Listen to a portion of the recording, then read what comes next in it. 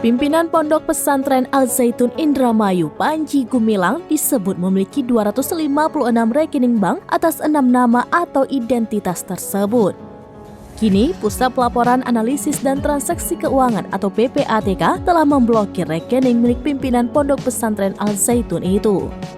Kepala PPATK Ivan Yustia Vandana mengungkapkan alasan pemblokiran tersebut karena PPATK sedang melakukan analisis keuangan dari rekening Panji.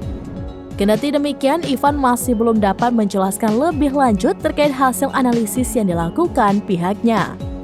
Dalam kesempatan tersebut, Ivan tidak membeberkan berapa jumlah uang yang ada di rekening tersebut.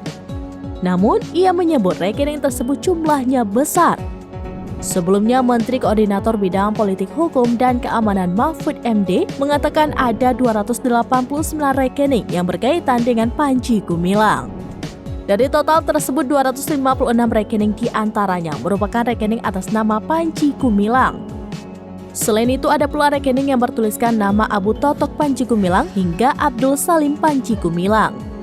Selain itu, kata Mahfud, Panji Gumilang menguasai 33 rekening atas nama institusi. Panji Gumilang sendiri adalah pimpinan Pondok Pesantren Al-Zaitun. Pesantren ini usaha dari Yayasan Pesantren Indonesia yang memulai pembangunannya pada 13 Agustus 1996. Setiap para santri yang mendaftar harus mengeluarkan biaya masuk pondok pesantren sebesar Rp1 juta untuk jenjang madrasah ibtidaiyah atau SD dan biaya lainnya.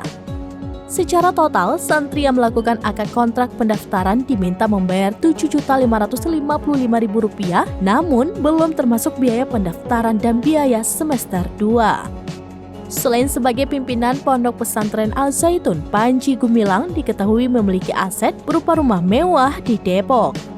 Diketahui pimpinan Al-Zaitun Indramayu, Panji Gumilang sempat memamerkan galangan kapal Samudra Biru miliknya melalui channel YouTube Al-Zaitun Official.